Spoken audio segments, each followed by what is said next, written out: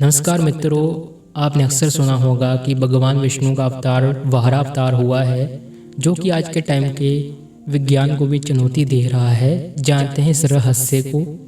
एक बार की बात है, जब विष्णु भगवान अपने बैकुंठ लोक में अपनी शैया पर विश्राम कर रहे थे और उनके अंगरक्षक जय और विजय उनके शैया कक्ष के दरवाजे पर पहरा दे रहे थे। तभी वहां पर ब्रह्मदेव के पुत्र भगवान विष्णु से मिलने के लिए आए।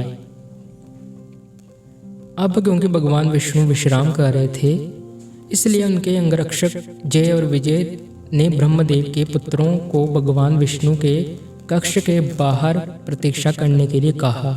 तो इस बात पर ब्रह्मदेव के पुत्र भगवान विष्णु के अंगरक्षक जय और विजय दोनों पर अत्यंत क्रोधित हो गए।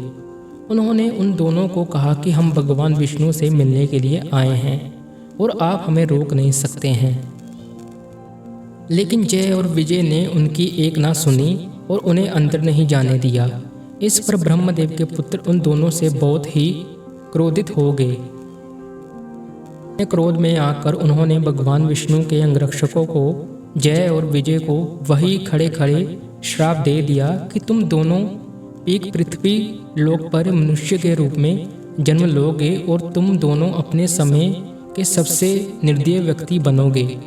इस पर भगवान विष्णु के अंगरक्षक जय और विजय ब्रह्मदेव के पुत्रों से क्षमा याचना करने लगे, लेकिन अब दिया हुआ श्राप वापस नहीं लिया जा सकता था। इतना कहकर ब्रह्मदेव के पुत्र वहां से चले गए। अपने कक्ष के बाहर शोर सुनकर भगवान विष्णु उठकर बाहर आए और उन्होंने देखा कि उनके दोनों आज्ञाकारी अंगरक्षक भगवान ब्रह्मदेव पुत्रों से क्षमा याचना कर रहे हैं। इस पर भगवान विष्णु ने पूछा कि क्या हुआ। तब ब्रह्मदेव के पुत्रों ने उन्हें पूरा वाक्य सुनाया। इस पर भगवान विष्णु ने ब्रह्मदेव के पुत्रों से कहा कि ये तो मेरे अंगरक्षक हैं, इन्होंने तो बस अपने कर्तव्यों का पालन किया है। अपने अंगरक्षकों की क्षमा याचना पर भगवान विष्णु ने उन दोनों को बताया कि तुम दोनों पृथ्वी लोक पर मनुष्य रूप में अवश्य जन्म लोगे, लेकिन अगर तुम दोनों की मृत्यु मेरे हाथों से हो तो तुम दोनों का यह श्राप मिटाया जा सकता है। और इस तरह अगर तुम दोनों की मृत्यु मेरे हाथों से हो तो तुम दोनों को इस वजह से मुक्ति हो जाएगी। दिए गए श्राप के अनुसार जय और विजय ने पृथ्वी लोक पर मनुष्य रूप में एक ही घर में दो भाइयों के रूप में जन्म लिया। एक का नाम रखा गया था हिरण्यकश्यप और दूसरे का नाम हिरण्यकश्यप बड़ा होकर भगवान ब्रह्मदेव का पूरी तरह से भक्त बन गया। उसने भगवान ब्रह्मा को प्रसन्न करने के लिए बहुत कठोर तपस्या की और उसकी तपस्या से प्रसन्न होकर भगवान ब्रह्मा उसके सामने प्रकट हुए और हिरण्यकश्यप से कहा कि तुम वश्य।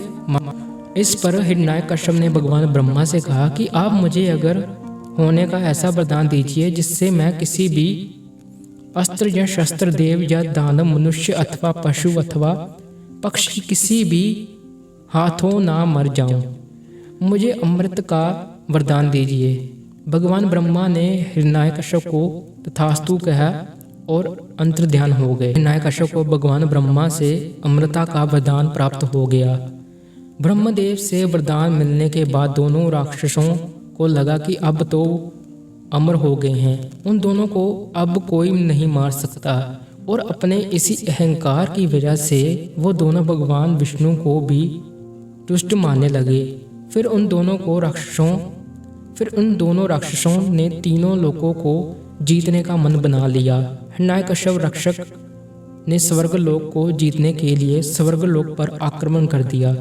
जब स्वर्गलोक में देवताओं को पता चला कि हिरण्यकश्यप ने स्वर्गलोक पर आक्रमण कर दिया है तो उसका आक्रमण इतना भीषण था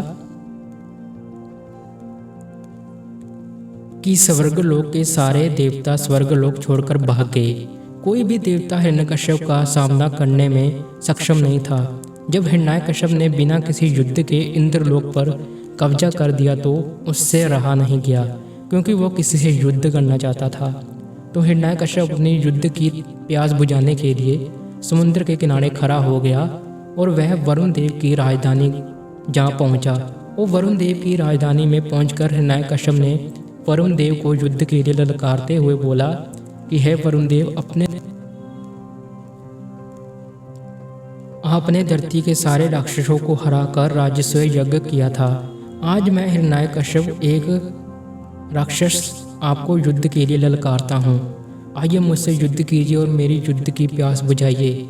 लेकिन वरुण देव जानते थे कि हिरण्यकश्यप ने घोर तपस्या करके ब्रह्मदेव को प्रसन्न करके उनसे कभी ना पराजित होने का, अमर होने का वरदान प्राप्त किया है। तो इस हिरण्यकश्यप राक्षस से युद्ध करना कोई अक्लमंदी का काम नहीं है। और वरुण देव ये भी जानते थे कि बिना युद्ध किए ये राक्षस जाने वाला नहीं है। तो वरुण देव ने समझदारी से काम लेते हुए हिरण्यकश्यप से कहा कि मैं तो एक साधारण सा छोटा मोटा देव हूँ और आप एक महाबली हैं। मुझ में आपका सामना करने की शक्ति नहीं है। आपसे युद्ध करने के काबिल तो सिर्फ विष्णु देव हैं। मुझे हराकर आप अपनी शक्ति और अपना बल यहाँ साबित नहीं कर पाएंगे। अगर आपको युद्ध ही करना है तो आप विष्णु देव से युद्ध कीजिए। हिरण्यकश्यप राक्षस को लगा कि वरुण देव ठीक ही कह रहे हैं, मुझे विष्णु देव से युद्ध करके उनको हरा देना चाहिए। तो हिरण्यकश्यप राक्षस ने वरुण देव से विष्णु भगवान का पता बताने को कहा। और जब वरुण देव ने हिरण्यकश्यप को विष्णु देव का पता बता दिया तो विष्णु देव से युद्ध करने निकल। लेकिन हिरण्यकश्यप राक्षस को विष्णु देव नहीं मिले। तो उसने अपने गुस्से से और अपनी ताकत के जोश में अंधे हो चुके हिरण्यकश्यप ने पृथ्वी को समुद्र की गहराइयों में ढकेल दिया और इस तरह पूरी पृथ्वी पर हाहाकार मच गया। सारी पृथ्वी को समुद्र की गहराइयों में पृथ्वी पर हो रहे सारे हवन, पूजा, प्रार्थना कार्य रुक गए। इससे देवताओं की ताकत कम होने लगी।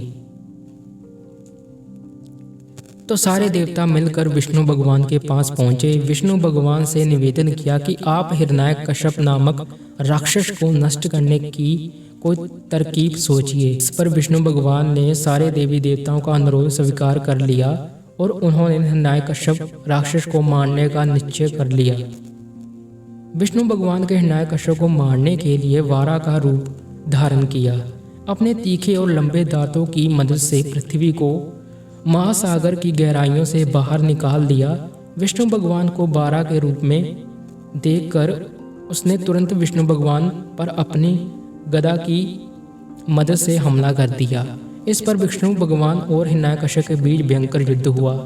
हमारे हिंदू धर्म शास्त्रों में, पुराणों में मुताबिक भगवान विष्णु और हिरण्यकश्यप के बीच ये युद्ध पूरे 1000 सालों तक चलता रहा और अंत में भगवान विष्णु ने अपने सुदर्शन चक्र की मदद से हिरण्यकश्यप का सिर धड़ से अलग कर दिया।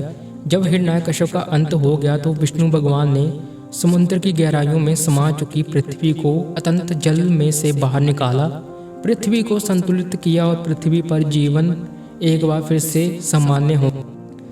दोस्तों, आज विज्ञान इसीलिए बहुत अचंभित हो रहा है क्योंकि भगवान विष्णु के काफ़ी सारे ब्रह्मांड हैं, काफ़ी सारे प्लैनेट हैं, उनमें से हमारी पृथ्वी भी है। मगर कुछ ऐसी पृथ्वियाँ भी हैं जिनका समुद्र हमारे समुद्र से लाखों हज़ारों गुना बहुत विशाल है, बहुत बड़ा है। कहते हैं कि वहाँ उसमें एक पृथ्वी तो क्या, काफ़ी सारी पृथ्वी समा भी सकती है। तो मगर आज के विज्ञान धीरे धीरे इस बात को मान भी रहा है। आशा करता हूँ आपको ये स्टोरी अच्छी लगी होगी वारा अवतार की, जिससे हमें रहस्य का पता चला। आपको कैसा लगा हमें कमेंट में ज़रूर बताएं। इस चैनल को सब्सक्राइब और लाइक शेयर करना मत भूलें।